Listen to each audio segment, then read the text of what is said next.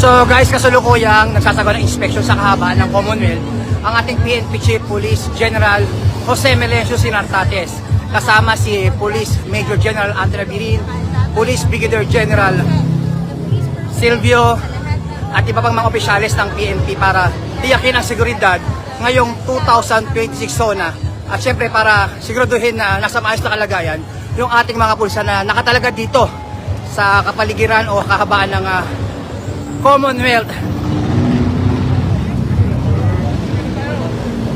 Sir, naranasan mo yung init ng mga nakadeplero pa. Anong masahe mo? Pangilang beses ko nang ginagawa ito. Lalo na pagka Holy Week, pagka November 1, November 2, mag-Pasko, ayun, medyo malamig. Ito, pagka rally at iba't ibang activity, we need to see to it na maayos yung deployment, maayos yung preparation, maayos, handa.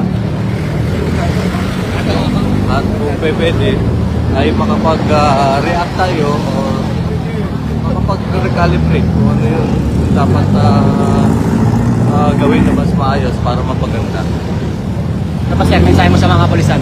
Ay, mga polis natin, I'm very proud of our police. Lalo na, nakita naman natin, di ba? Lagi sila ay handa, nakapag-prepare. Kao ko lang gantimpala, kao ko lang reward, kao ko lang benefits ay nandiyan. Sir, shoutout naman sa RMFP and CRPO. Lalo na sa RMFP. Di ba? Taga-RMFP ka? Mabuhay, RMFP and CRPO. Live tayo. Anong mensahe mo sa ating mga kapulisan? Naranasan mo din yung init at tulad ng nangyari ng unang Eh, talagang enjoy lang natin yung trabaho natin bilang pulis. Bihira to.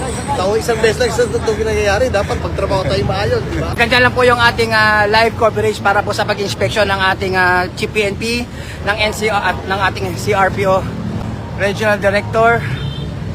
At marami pong salamat sa pagtutok sa tambayan ng pulis. Magbalik po tayo sa area natin para tiyakin naman ang seguridad at kaayusan ng ating mga kabayan. At ang sakripisyo ng ating mga kapulisan ngayong SONA 2026. Sama po natin si Patrolman Syubal.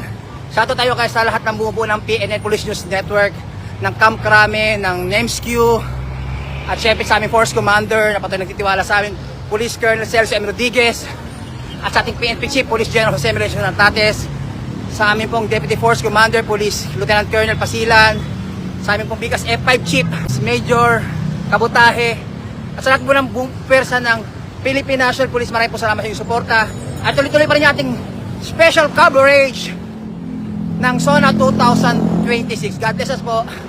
Bye-bye po.